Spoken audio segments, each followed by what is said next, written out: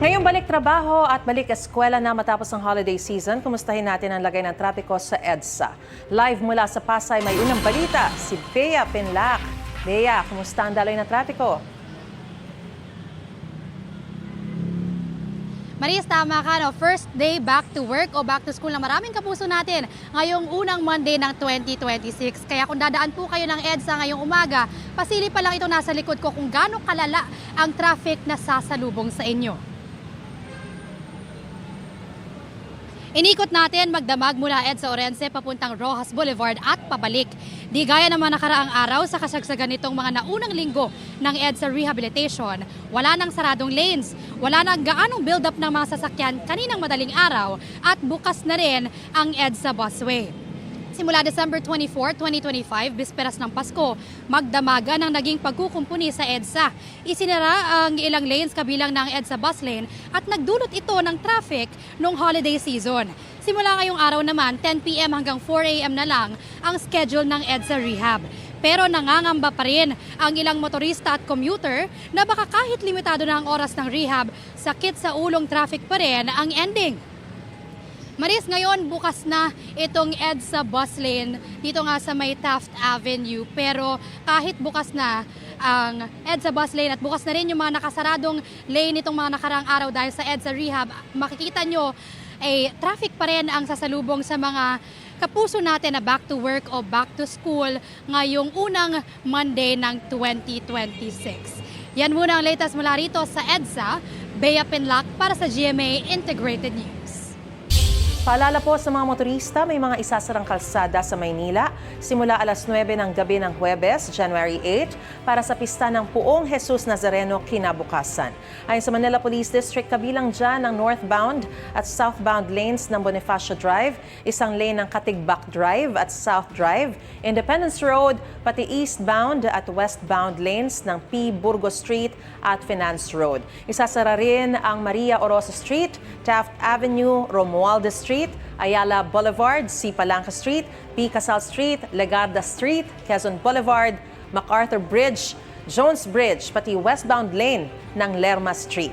Nilinaw ng MPD na ilan sa mga kalsadang nabanggit ay isasara lang kapag papalapit na ang prosesyon ng Puong Jesus Nazareno. Inaanyayahan po ang mga motorista na dumaan muna sa mga alternatibong ruta. Matindi rin naman ang korupsyon sa judiciary ayon kay Ombudsman Jesus Crispin Remulla. Yung corruption nga sa atin, huwag nyo sasabihin sa executive lang yan o legislative. Matindi ho yung judiciary. Matindi ho yan.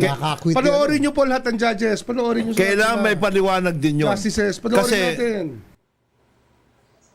Tabag nito ni Remulla nang mapag-usapan ng Priority Development Assistance Fund o PDAF scam na nabunyag noong 2013. Pati ang fertilizer fund scam noong 2004. Wala nang ibang binigay na detalye si Remulla tungkol saan niya ay matinding katiwalian sa hudikatura. Sang-ayon si Integrated Bar of the Philippines President Alan Panolong na may katiwalian din sa hudikatura pero hindi naman anya matindi. Meron daw binuong Judiciary Integrity Board ang Korte Suprema para maisumbong ang mga umano'y corrupt na hukom at mga empleyado ng Korte.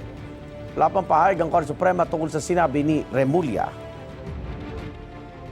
Hindi naman siguro ganun katindi yung corruption in the judiciary. Most of our judges are ethical than those alleged corrupt ones. To be fair with them, their decisions are based on the merits of the case, meaning to say they appreciate the facts then and the evidence. Naperwisyo na masamang panahon itong unang weekend ng Enero ang ilang bahagi ng bansa kahit na wala namang bagyo o low pressure area. Yan ang unang balita ni Oscar Oida.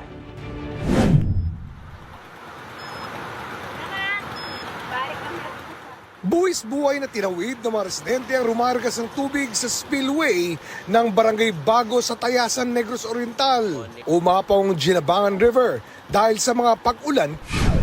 Mabihas tubig, uy. Ang pag-apaw ng ilog sa bayan ng Manuyod, nagdulot ng abot baywang na pagbaha sa ilang kalsada. Nahirapang makadaan ang malalaking sasakyan at may mga motorsiklong stranded. Pinasok ng tubig ang ilang bahay. Dumaustos naman ang malalaking bato sa bahagi ng National Highway sa bayan ng Valle Hermoso. Binahari ng ilang kalsada sa Victoria, Oriental Mindoro. Abot tuhod ang baha sa ilang lugar sa Tacloban. Sa Caramoan, Camarines Sur, hindi madaanan ang ilang kalsada dahil sa pagbaha. Dahil sa lakas ng alon, tumaob ang isang bangka. Isa sa mga sakay nito ang nasawi at may isang hinahanap pa. 3 barangay ang binaha sa Tiboli, South Cotabato, ayon sa kanilang PDRRMO. 14 na pamilya ang inilikas. Sa barangay Lemsnolon, nasira ng pagragasa ng tubig ang isang tulay. Sinimulan na ang pagkukumpuni. Naglagay muna ng pansamantalang tawiran. Binahari ng isang simbahan sa Valencia, Bukidnon. Ayon sa pastor doon, isa sa dahilan ng baha ay ang hindi pa matapos-tapos na drainage system sa paligid ng simbahan. Ayon sa Pag-asa, shear line at easterlies ang nagpapaulan sa Visayas. Easterlies naman ang nagpapaulan sa Mindanao. Ito ang unang balita, Oscar Oida para sa GMA Integrated News. Gusto mo bang mauna sa mga balita? Mag-subscribe na sa GMA Integrated News sa YouTube at tumutok sa unang balita.